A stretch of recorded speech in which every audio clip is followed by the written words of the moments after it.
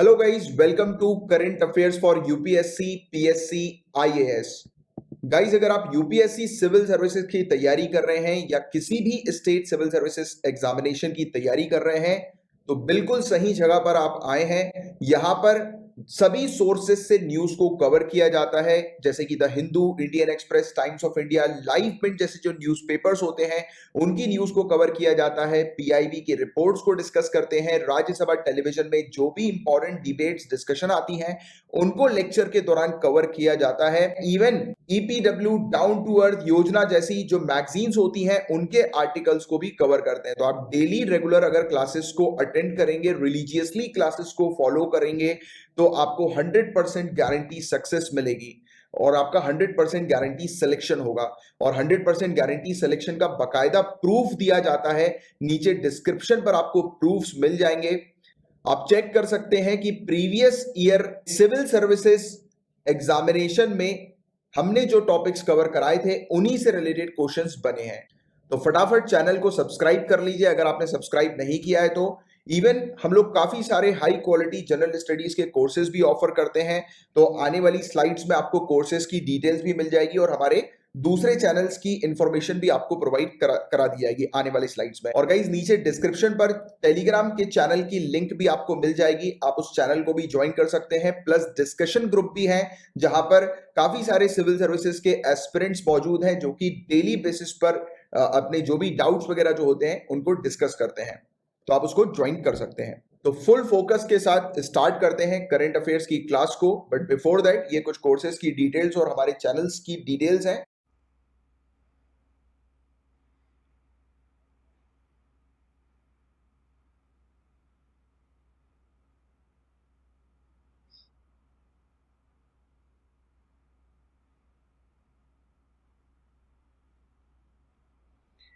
Hello students, मेरा नाम है नमन और आप देखना शुरू कर चुके हैं current affairs for UPSC PSC IAS YouTube channel. First of all good morning to all of you. आज है 23 अप्रैल और आज के जितने भी इंपॉर्टेंट करंट अफेयर्स के क्वेश्चन बने हैं उन सभी के बारे में हम इस लेक्चर में जो है डिस्कस करने वाले हैं। आप किसी भी स्टेट पीसीएस एग्जाम की प्रिपरेशन कर रहे हो या किसी भी अन्य गवर्नमेंट एग्जाम की प्रिपरेशन कर रहे हो, ये लेक्चर आपके लिए बहुत ज़्यादा बेनिफिशियल होने वाला है। तो लेक्चर को एंड तक देखते रहिएगा और लेक्चर से रिलेटेड जो भी मैं क्वेश्चन आंसर आपसे करता हूँ उनका आंसर आपको जरूर कमेंट सेक्शन में देना है। इससे क्या होगी, आपकी प्रिपरेशन जो है वो कंप्लीट होती आएगी टाइमली। क्लियर है?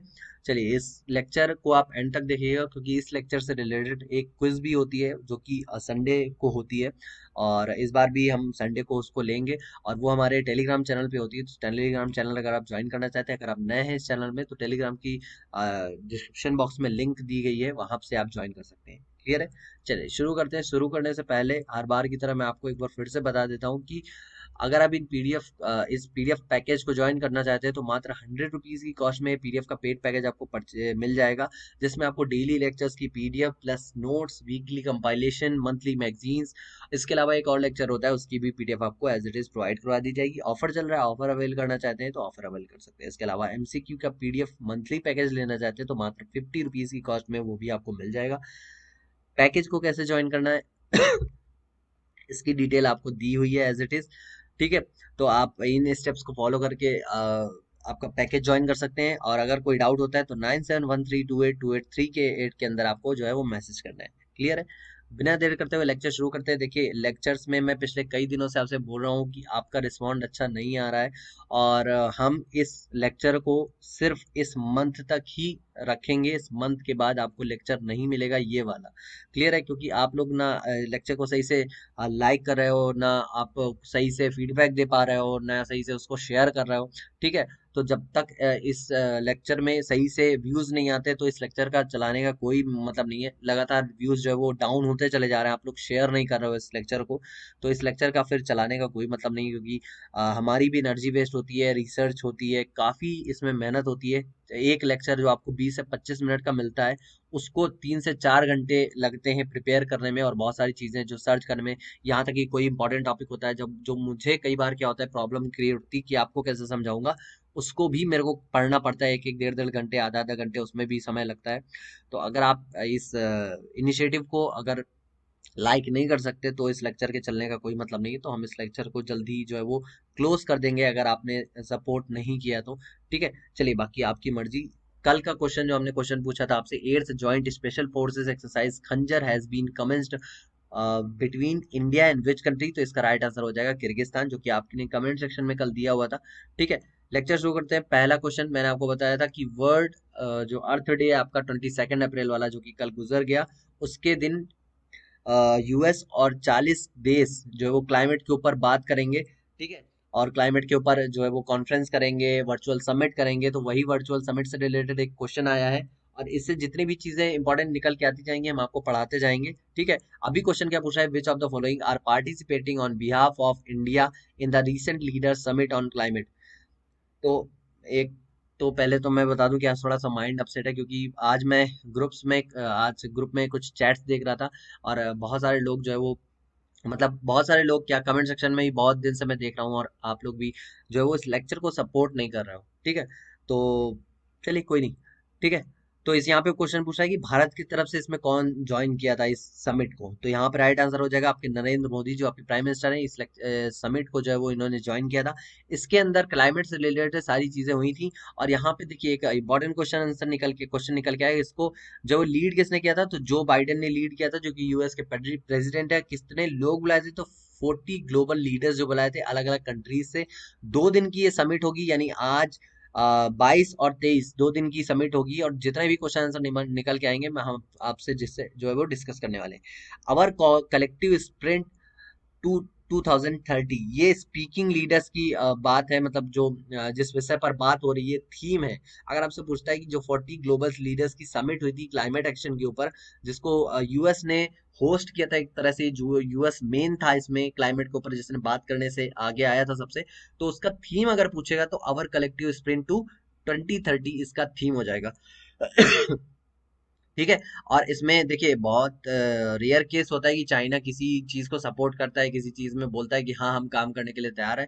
तो देखिए चाइनीज प्रेसिडेंट सी जिनपिंग, इसमें जो है वो इन्होंने अटेंड किया था यूएस लीडर्स समिट को। ठीक है, और जो कि हेल्ड की गई थी, मतलब जो ली गई थी वर्ल्ड अर्थ डे यानी 22 अप्रैल यानी कल। जैसा कि मैंने आपको बताया था, चाइना भी इसमें पार्टिसिपेट किया था। आपके जो प्राइम मिनिस्टर है इंडिया के, उन्होंने भी पार्टिसिपेशन किया था। ठीक है, और आपके रशिया के जो प्रेसिडेंट है आपके व्लादिमीर पुतिन, और ये ऐसे लोग हैं जिनका जो है वो इस समिट में पार्टिसिपेट करना जो है वो बहुत मुश्किल माना जा रहा था, इसलिए ये सारी चीजें जो है वो निकल के आई हैं। क्लियर है, आगे जो भी चीजें होंगी मैं आपको जो है वो कंफर्म कराता रहूंगा। देखिए इस लेक्चर का मेन मोटिव ये था कि आपको शॉर्ट टाइम पे ज्यादा से ज्यादा इन्फॉर्मेशन प्रोवाइड करवाना। ठीक है, बाकी आपका बड़ा लेक्चर तो होता ही है फुल लेंथ वाला, जो मिनिमम 1 आवर का होता है, लेकिन अभी सर की तबीयत खराब है, तो इसलिए जो है वो सर को कोविड हुआ है, इसलिए ये लेक्चर आपको शॉर्ट में, देखिए दोनों लेक्चर एक साथ शुरू हुए थे, लेकिन फिर कुछ ऐसी चीजें हो गई सर के साथ में भी कि उनको जो है वो लेक्चर अपना जो है कम लेना पड़ा। लेकिन हाँ उन्होंने भी लेक्चर लिया है प्रॉपर, आप देख रहे हैं, लेकिन आप लोग सपोर्टिव नहीं है। कोई नहीं। Next question, which country has recently passed a bill that will limit the ability of the president to impose religion based travel ban. तो ये आपसे रिलीजन बेस्ड ट्रैवल बैन को पूछा है कि किस देश ने हाल ही में एक विधेयक पारित किया है कि जो धर्म आधारित यात्रा प्रतिबंध लगाने की राष्ट्रपति की क्षमता को सीमित करेगा। देखिए इसका राइट आंसर हो जाएगा यूएसए। देखिए जब डोनाल्ड ट्रंप थे, तो उनके टाइम पे एक बिल आया हुआ था, एक ठीक है, आप समझ सकते हैं, एक बिल आया था जो आपके मुस्लिम जितने भी थे उनको एक तरह से बैन कर रहा था यूएसए के अंदर, कि वो ट्रैवल कर सकते हैं या नहीं कर सकते, इस तरह की चीजें जो है वो कर रहा था।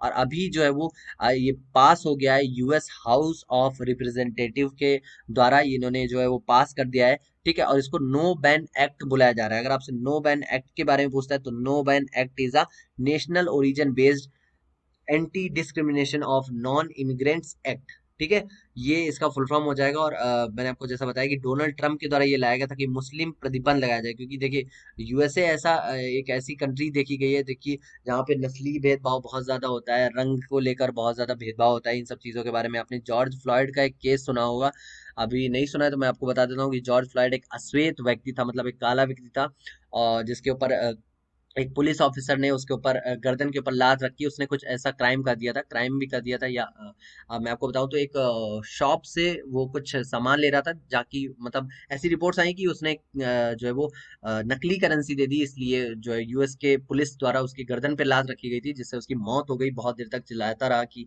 आई can't breathe, I can't breathe. इससे आई कांट ब्रीथ नाम का मूवमेंट भी चला था। अगर आपसे क्वेश्चन पूछता है कि आई कांट ब्रीथ मूवमेंट कहाँ चला था, तो यूएसए में चला था। जॉर्ज फ्लायड नाम था उस व्यक्ति का, वो मर गया था। और अभी हाल ही में जो यूएस की कोर्ट है, उसने उन पुलिस वालों के ऊपर जो है वो उनको दोषी करार देते हुए ये कहा है कि हाँ, आप ही दोषी थे, जो जॉर्ज फ्लैड आपकी वजह से मर गया। उनको कंपनसेशन भी मिला है उनकी फैमिली को। ठीक है, तो इस तरह की चीजें यूएस के अंदर होती रही हैं।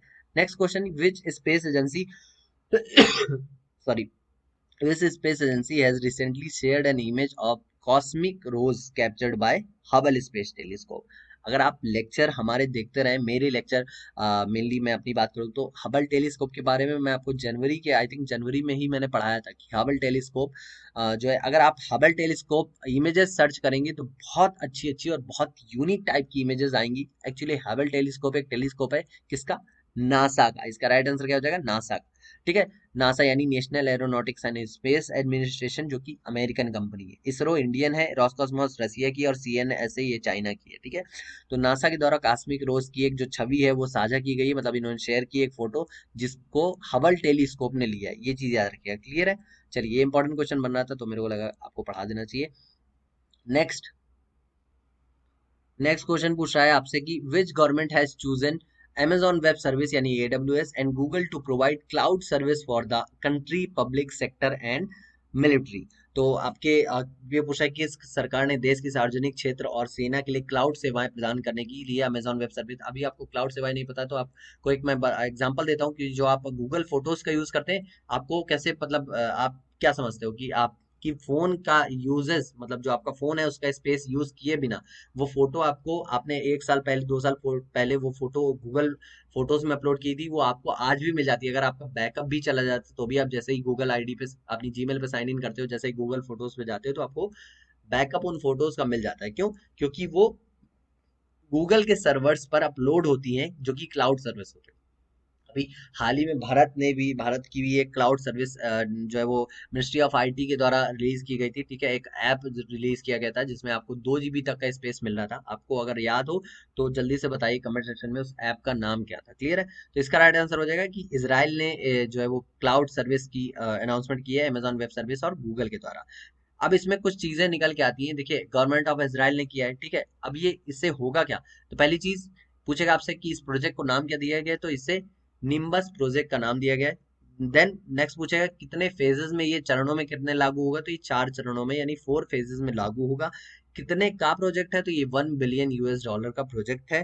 ठीक है, और ये करेगा क्या? तो इसराइल की जो इंटरनल सिक्योरिटी है, एक तरह से आप बोल सकते हैं जो आपकी उसकी बॉर्डर सिक्योरिटी, उसकी जितनी भी इंफॉर्मेशन है उस क्लाउड सर्विस के दौरान जो है वो, क्लाउड साइट के दौरान जो है वो सेव रहेंगी। मतलब वो अपने ही देश में क्लाउड, अब देखिए जैसे फेसबुक में आप कोई फोटो 10 साल पहले आपने अपलोड करी, ठीक है, अब आज भी वो फोटोज अगर आप फोटो के अंदर गूगल वो सॉरी फेसबुक ऐप के अंदर फोटोज में जाते हो तो आज भी वो आपको फोटो मिल जाती है। लेकिन फेसबुक का जितना भी डेटा सेंटर है या गूगल का जितना भी डेटा सेंटर है वो इंडिया में ना हो के कहाँ पर है? बाहर है। ठीक है, तो जरूरी नहीं है कि वो सारी चीजें आपकी सेव हो, किसी भी तरह से यूज हो सकती है। जैसे कि आपको पता होगा साइबर क्राइम इतना ज्यादा बढ़ रहा है ना, तो इसलिए जो है वो इसराइल ने कहा है कि भाई गूगल को, आपसे ये भी हो सकता है किस किस को लेकर, तो अमेजॉन वेब सर्विस और गूगल को लेके इन्होंने जो है वो अपनी क्लाउड सर्विसेज शुरू करेंगे इसराइल। ठीक है, नेक्स्ट क्वेश्चन पूछा है which country recently announce that it has cancelled deal on belt and road initiative over national interest. तो यहाँ पे पूछा है किस देश ने हाल ही में घोषणा की कि उसने राष्ट्रीय हित में बेल्ट एंड रोड जो पहल थी उसके सौदों को रद्द किया है। तो इसका राइट आंसर हो जाएगा ऑस्ट्रेलिया। देखिए, ये बेल्ट एंड रोड इनिशिएटिव अगर आपसे पूछता है तो आपको तुरंत माइंड में आ जाना ही चाहिए चाइना। तो चाइना ने आपका लैंड और उसके बाद जो मैरीटाइम आपका समुद्री मार्ग है उसके थ्रू, मैं आपको आगे स्लाइड्स में दिखाऊंगा, एक रास्ता जो है वो तैयार करने की कोशिश की है, योजना बनाई। मैं आपको दिखा देता हूँ पहले जो है वो, एक सेकेंड, हाँ। तो यहाँ पे मैं कुछ पेपर्स की कटिंग भी लाया हूँ, तो देखिए आप पहले देख लीजिए कि पेपर की कटिंग है। Australia says it killed state China deals over national interest. तो ऑस्ट्रेलिया ने ये बयान दिया है कि भाई ये जो आपका बेल्ट एंड रोड इनिशिएटिव है ये हमारे राज्य में एक तरह से खुफिया घुसपैठ करने की कोशिश कर रहा है, हमारे राज्य को तोड़ने की कोशिश कर रहा है। इन सब चीजों को देखते हुए, इंटरनल सिक्योरिटी को देखते हुए हम ये कैंसिल करते हैं। अब ऑस्ट्रेलिया की सेंट्रल, ये चीज याद रखिएगा कि ऑस्ट्रेलिया की सेंट्रल गवर्नमेंट ही ये कैंसिलेशन की है, क्योंकि ऑस्ट्रेलिया की जो क्योंकि ऑस्ट्रेलिया भी बहुत अलग अलग स्टेट से मिलकर बना है, ठीक है। तो जो विक्टोरिया स्टेट थी, ठीक है, उन्होंने 2018 में चाइना के साथ दो समझौते थे जिन पे हस्ताक्षर किए, एक 2018 में साइन किया, एक 2019 में साइन किया, ठीक है। तो ये याद रखिए, विक्टोरिया ने, जो आपकी ऑस्ट्रेलिया के अंदर विक्टोरिया है, उसने साइन किया था, ठीक है। और ऑस्ट्रेलिया की गवर्नमेंट ने अभी लास्ट ईयर एक मेमोरेंडम, मतलब एक कानून पास किया था, जिसके अंदर अगर मिनिस्ट्री ऑफ एक्सटर्नल अफेयर्स चाहती है ऑस्ट्रेलिया की, तो वो किसी भी स्टेट के कोई भी सौदे को जो बाहर से किया गया हो, बाहर की कंट्री से, उसको कैंसिल कर सकती है। तो इस हक से ऑस्ट्रेलिया की जो गवर्नमेंट है उसने कैंसिल किया है विक्टोरिया के द्वारा की गई डील को, जो कि बेल्ट एंड रोड इनिशिएटिव को लेकर थी। ये चीज याद रखिएगा, क्लियर है। ऑस्ट्रेलिया की गवर्नमेंट ने कैंसिल की है, जो कि विक्टोरिया के द्वारा की गई थी डील, ठीक है। तो यहाँ पे ये आपका अल जजीरा, ये आपका economic times, times of India और द इंडिया टुडे, इन बहुत सारे न्यूज़पेपर्स ने जो है इसको न्यूज़ को कवर किया है। अब इसके बारे में मैं, इसके बाद मैं आपको कुछ बेल्ट एंड रोड इनिशिएटिव का कुछ फोटोज दिखा देता हूँ। चलिए, ये देखिए, ये जो आप मार्ग देख पा रहे हैं, ये देखिए बेल्ट, वन बेल्ट इकोनॉमिक। ये जो आपका ब्लू कलर से, ये पूरा वन बेल्ट इकोनॉमिक है। मतलब ये यहाँ पे इकोनॉमिक जो चीजें होंगी वो जैसे आपका व्यापार हो गया और भी चीजें होंगी। देखिए, ये जो इनका one belt initiative, road initiative है, BRI जिसको बोला जाता है, बेल्ट एंड रोड इनिशिएटिव, ये क्या करेगा, जिस जिस कंट्री से गुजरेगा वहां पर अलग अलग टाइप के इंफ्रास्ट्रक्चर पे काम करेगा, जैसे वहाँ की हॉस्पिटल, रोड, और वहाँ पे कंपनीज कैसे स्टेब्लिश करनी, मतलब वहाँ पे पूरा काम करेगा, एक तरह से उस कंट्री को एक तरह से एक्वायर करेगा। जैसे धीरे धीरे चाइना जिसकी जो पॉलिसीज है उनको देखते हुए हर एक कंट्री जो है वो अवेयर हो रही है। बांग्लादेश ने भी अभी कई प्रोजेक्ट चाइना के मना किए। और आपको पता है कि चाइना का जो पाकिस्तान का ग्वादार पोर्ट है, उसको तो चाइना ने कब्जा कर लिया। इसके बाद श्रीलंका का हम्बन टोटा पोर्ट है ना, इसको भी जो है वो इसने कब्जा कर लिया है 99 साल के लिए। ये चीजें आपको बताऊंगी। तो देखिए, ये आपका जो ऑरेंज कलर से है, ये वन रोड इकोनॉमिक्स है, ठीक है। ये वन बेल्ट है, यानी ये समुद्री मार्ग से घिरा हुआ है, और ये वन रोड जितना भी देख रहे हैं ये रोड का कनेक्टिविटी है। और रेयर अर्थ रिसोर्सेज है जो आपकी येलो, मतलब यहाँ पे जितने आपको येलो कलर के डाउट दिख रहे हैं, ये सारी कंट्री में एक्वायर करने वाला है चाइना, ठीक है। तो ये रही आपकी एक न्यूज़पेपर की कटिंग, और ये मैं जूम करके डाल दूंगा, जब आपको PDF का पेड पैकेज मिलेगा वहां आपको सारी चीजें मतलब सही से मिल जाएंगी, क्लियर है। तो बेल्ट एंड रोड इनिशिएटिव की बात करें, तो ये इनका कब आया था, 70 मतलब 70 कंट्रीज और इंटरनेशनल ऑर्गेनाइजेशन को इन्होंने जो है इनके ऊपर इन्वेस्ट किया था कि हाँ। और 2013 में आया था चाइनीज गवर्नमेंट के द्वारा, 2013 में ही शी जिनपिंग जो है वो राष्ट्रपति बने थे, ये आपको पता होना चाहिए। और तभी इनके द्वारा ये जो है वो इनिशिएटिव लाया गया था, ठीक है। और ये चाइना की पॉलिसी आपको पता होगा कि भाई कब्जा करने वाली है, सारी चीजें है ना, क्लियर है। तो यहाँ पे देखिए, the Victorian state government has signed 2 agreement in China in 2018, है ना। और दूसरा कब किया था, सेकंड वाला 2019 को, ठीक है। Australian government recently cancel both these agreements. तो ये दोनों चीजें क्लियर होनी चाहिए। ये विक्टोरियन गवर्नमेंट चाहती थी, मतलब विक्टोरिया स्टेट गवर्नमेंट जो आपकी ऑस्ट्रेलिया के अंदर है, वो चाहती थी कि भाई हमारे यहाँ निवेश आए और बहुत सारी चीजें। अभी भी विक्टोरियन गवर्नमेंट जो है, स्टेट गवर्नमेंट जो है, वो ऑस्ट्रेलिया की इस स्टेट मतलब सेंट्रल गवर्नमेंट, जैसे आप यहाँ से समझ लीजिए कि बांग्लादेश के अंदर चाइना कोई प्रोजेक्ट ला रहा है और इंडिया उस मतलब सेंट्रल गवर्नमेंट है वो मना कर रही है, तो जाहिर सी बात है भाई, थोड़ा सा क्लैश तो होना है ना। और चीन ने भी इसको धमकी दी है कि आप इसके नतीजे भविष्य में भुगतेंगे, है ना, और ऑल दी शिट, ठीक है। चलिए, next question, which international organisation has recently release the global energy transition index. तो हाल ही में किस अंतरराष्ट्रीय संगठन ने वैश्विक ऊर्जा संक्रमण सूचकांक जारी किया है। इसका राइट आंसर हो जाएगा आपका वर्ल्ड इकोनॉमिक फोरम, यानी WEF टर्म आते ही आपको दावोस शिखर सम्मेलन याद आना चाहिए। ये आपसे क्वेश्चन पूछ सकता है इस तरह का रिलेट करते हुए, ठीक है।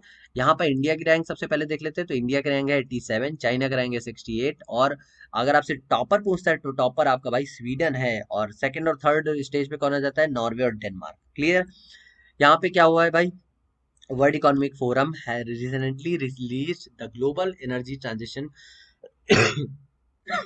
Sorry the index was prepared in collaboration with Accenture. तो अगर आपसे पूछता है कि ये किसके साथ मिलकर आपका वर्ल्ड इकोनॉमिक फोरम यानी विश्व आर्थिक मंच साझा करता है, तो ये आपका एक्सेंचर के साथ मिलकर जो है वो प्रिपेयर किया जाता है ये इंडेक्स। ठीक है। इसमें टॉप 10 कंट्रीज जो है वो जिन्होंने टॉप किया है, ये नॉर्दर्न है और ये वेस्टर्न पार्ट्स जो यूरोप का है वहां से है। ये चीज आपको याद रखनी चाहिए। और वर्ल्ड इकोनॉमिक फोरम के द्वारा और कौन कौन सी रिपोर्ट जारी की जाती है ये भी मैं लिख के ले आया हूँ। ग्लोबल रिस्क रिपोर्ट, और forestation effective energy transition, social mobility index, global gender gap report और ग्लोबल कॉम्पिटिटिवनेस रिपोर्ट। आपका ग्लोबल जेंडर रिपोर्ट अभी हाल ही में मैंने आपको पढ़ाया हुआ था। क्लियर है? आई थिंक सारी चीजें क्लियर है। देखिए, आपका कोई भी डाउट हो, मैं हमेशा बोलता हूँ आप कमेंट सेक्शन में बताइए आपको वो डाउट है, या फीडबैक दीजिए। लेकिन आप लोग रिस्पॉन्स नहीं करते हो, मेरी ये लेक्चर को शेयर नहीं करते हो, तो फिर थोड़ी प्रॉब्लम होती है ना। क्योंकि हम लोग बहुत एफर्ट लगाते हैं इन सब चीज़ों को प्रिपेयर करने में, ताकि आपको सही इन्फॉर्मेशन मिल सके। अब कुछ कुछ स्टूडेंट बोलते हैं, जैसे कि मैंने कल चैट में देखा, कुछ स्टूडेंट बोलते हैं भाई कि हमको सर का लेक्चर समझ में नहीं आता है। देखिए, आपको लेक्चर में बहुत डीप में दे सकता हूँ, लेकिन मैं क्यों नहीं देता हूँ, मेरा मतलब है कि आपको शॉर्ट टाइम में देखिए। जैसे आपको ये लेक्चर है, आपको 20-25 मिनट से ज्यादा मैं नहीं प्रोवाइड करवाता हूँ कभी भी, है ना। कोशिश करता हूँ और कम से कम का बने। क्यों? क्योंकि आप उसको एज अ चलते फिरते भी आपको सुन सकते हो लेक्चर, आप उसको फास्ट फॉरवर्ड में डाल के सुन सकते हो, है ना। तो उन सब चीजों के मेरे को कोई प्रॉब्लम नहीं है, ठीक है। नेक्स्ट क्वेश्चन आपसे क्या पूछ रहा है, which agency has recently release the global energy review report. हाल ही में किस एजेंसी ने ग्लोबल एनर्जी रिव्यू रिपोर्ट जारी की? तो इसका राइट आंसर हो जाएगा इंटरनेशनल एनर्जी एजेंसी। इस एजेंसी ने आपकी ग्लोबल एनर्जी रिव्यू जो रिपोर्ट है वो जारी की है, ठीक है।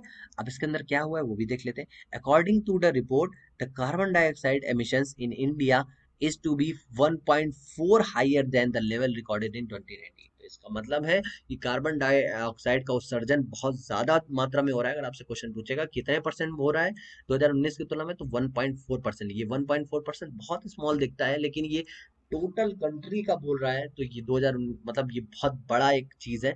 और ये कार्बन डाइऑक्साइड एमिशन क्यों होता है? क्योंकि कोयले से बहुत सारी चीजें अभी भी चलती हैं। कोयले से बिजली का उत्पादन होता है, और बहुत सारी चीजें ऐसी होती हैं जिनमें जो है वो कोयला यूज होता है, और कार्बन डाइऑक्साइड बहुत ज्यादा बर्निंग ले हो रही है ना। और ये इससे इन्वायरमेंट के लिए बहुत ज्यादा जो है वो प्रॉब्लम क्रिएट करेगा। तो इस सब चीजों के लिए ऊपर ये रिपोर्ट है। क्लियर है? चलिए नेक्स्ट देख लेते हैं। Recently which IIT has successfully commercialised the health care product Covirap. Covirap किससे रिलेटेड है? तो ये कोविड-19 से रिलेटेड है। आपसे क्वेश्चन पूछा है कि किस आईआईटी ने हेल्थ केयर उत्पाद कोविड ऐप का सफलतापूर्वक व्यवसायीकरण किया है। व्यवसायीकरण मतलब अब इसको मार्केट में भाई उतरेगा और ये बिकेगा। इसका राइट आंसर हो जाएगा आईआईटी खड़गपुर, ठीक है। चलिए अब देख लेते हैं। Covid app is a diagnostic technology to detect कोविड-19 virus. The technology is also capable of testing influenza, dengue, malaria, tuberculosis and Japanese encephalitis। Sorry sorry, ठीक है। Also the technology can be use to test other vector borne diseases, जो मतलब और भी vector जनित रोग हैं उनका परीक्षण भी इसमें किया जा सकता है। तो ये आईआईटी खड़गपुर के द्वारा जो है वो लॉन्च मतलब बनाई गई थी, और इसको हाल ही में जो है वो कमर्शलाइज के लिए उतार दिया जाएगा, क्योंकि इसको आईसीएमआर यानी Indian council of medical research ने जो है वो परमिशन दे दी है। क्लियर है? चलिए, Who among the following has been appointed as the acting Chief Justice of Allahabad High Court? ये क्वेश्चन थोड़ा सा पुराना है, लेकिन मेरे को अचानक से दिख गया, जो मैंने आपको नहीं पढ़ाया था, तो इसलिए मैं ले आया। निम्नलिखित में से किसे इलाहाबाद उच्च न्यायालय के कार्यवाहक मुख्य न्यायाधीश के रूप में नियुक्त किया गया है? तो इसका राइट आंसर हो जाएगा संजय यादव, ठीक है। हिमा कोहली आपको मैंने बताया था, जनवरी फरवरी के आसपास मैंने पढ़ाया था आपको कि इनको, ये पहली महिला चीफ जस्टिस है जो किसी हाई कोर्ट की चीफ जस्टिस है। हाई कोर्ट में अभी तक कोई भी महिला चीफ जस्टिस नहीं हुई है, तो मतलब नहीं है करंट में, ठीक है। और यही इकलौती महिला चीफ जस्टिस है अभी करंट में सारे हाई कोर्ट को मिलाकर। तो इसका राइट आंसर हो जाएगा संजय यादव हो जाएगा। और भी मैं सारे जितने भी हाई कोर्ट है उन सभी के चीफ जस्टिस को नोट डाउन करके ले आया हूँ। एस मृदुलकर उड़ीसा के, हिमा कोहली तेलंगाना, संजीव बनर्जी आपके मद्रास के, पंकज मित्तल जम्मू कश्मीर और लद्दाख के हैं, राघवेंद्र सिंह चौहान उत्तराखंड के, जितेंद्र कुमार माहेश्वरी सिक्किम के हैं। और ये आप पढ़ लीजिएगा पूरा, ठीक है। वीडियो को पॉज करके स्क्रीनशॉट भी ले सकते हैं। अगर आप पीडीएफ का पेड पैकेज परचेज करना है, देन आपको कोई भी प्रॉब्लम लेने की जरूरत ही नहीं है। यहाँ पे देखिए दो क्वेश्चन बन के आते हैं, मैंने दोनों क्वेश्चन इसी एक क्वेश्चन में डाल दिए, ऐड कर दिए, आगे वाली स्लाइड में भी आपको दिख जाएगा। किम बू क्यूम, ये आपके has been elected as the new prime minister of which the of the following country. Kim Boo Kyum जो आपको निम्नलिखित में से किस देश का नया प्रधानमंत्री चुने गए? तो साउथ कोरिया इसका राइट आंसर हो जाएगा। क्लियर है? साउथ कोरिया, ठीक है, ये चीज याद रखिएगा। अब एक और इम्पोर्टेंट जो है वो मतलब एक तरह से प्रेसिडेंट थे, प्रेसिडेंट क्यूबा के नए प्रेसिडेंट चुने गए हैं। तो इनका राइट क्या है, आंसर क्या है, मिगुएल डियाज कैनेल। और ये है मिगुएल डियाज कैनेल। इनके बगल में ये हैं आपके राउल कास्त्रो। ठीक है, राउल कास्त्रो ये क्यूबा के, देखिए अभी तक देखिए कई सारे न्यूज़पेपर ने इसको कवर किया, द हिंदू, अल जजीरा और इंडिया टुडे, है ना। और यहाँ पे देखिए कि क्या पॉइंट, एक चीज आप पढ़ने की कोशिश करिएगा, क्या लिखा है, Cuba gets new leader as last Castro official retires. तो ये मिगुएल डियाज कैनेल है। अभी तक क्यूबा की हिस्ट्री में कास्त्रो सरनेम है, जैसे कि मेरा नाम नमन गुप्ता है, आपका नाम कुछ और हो सकता है ना। तो जो इनका सरनेम है वो अभी तक जितने भी क्यूबा के प्रेसिडेंट आए हैं उन सभी का सरनेम कास्त्रो था। ये राउल कास्त्रो है, इनके भाई फिदेल कास्त्रो थे, जो कि क्यूबा कंट्री में एक बहुत अहम रोल प्ले करते थे, और बहुत ज्यादा इन्फ्लुएंस थी उनसे पूरी दुनिया। और ये बहुत एकदम, अगर अमेरिका से कोई सीधी टक्कर ले सकता था तो केवल क्यूबा ही है जो अमेरिका से सीधी टक्कर ले सकता है।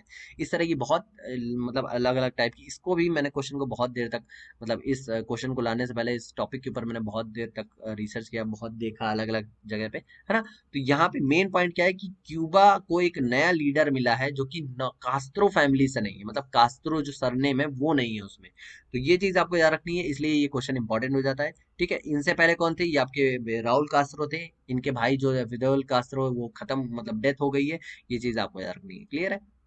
और क्यूबा को चीनी का कटोरा भी कहा जाता था, शुगर बाउल भी कहा जाता था, लेकिन अभी किसको कहा जाता है, ये आपको कमेंट सेक्शन में बताना है। जल्दी बताइए कि किसको अब आज के टाइम पे शुगर का जो बाउल है वो कहा जाता है, किस कंट्री को शुगर बाउल कहा जाता है, क्लियर है। आज के इतने ही क्वेश्चन थे। और ये रहा आपका होमवर्क। आपको बताना है कि किस हाल ही में भारत ने व्यापार सुधारात्मक उपायों के क्षेत्र में इनमें से किसके साथ समझौता ज्ञापन पर हस्ताक्षर किए, एमओयू पे। आज है world book and copyright day.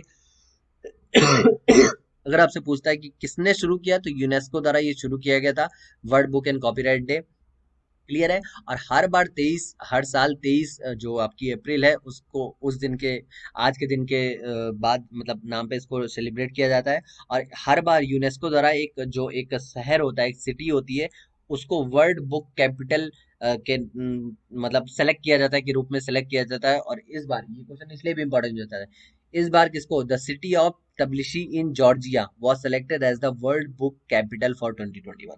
तो इस बार की सिटी जो सेलेक्ट की गई है वो जॉर्जिया सेलेक्ट की गई है वर्ल्ड बुक कैपिटल फॉर 2021 के लिए।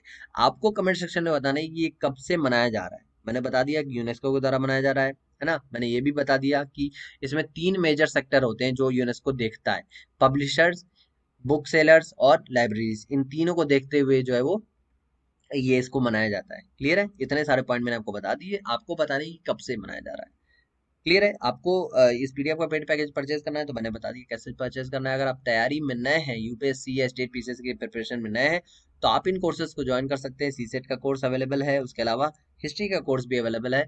मिलते हैं नेक्स्ट लेक्चर में, तब तक के लिए thank you so much, have a nice day. अपना और अपनों का ख्याल रखिएगा।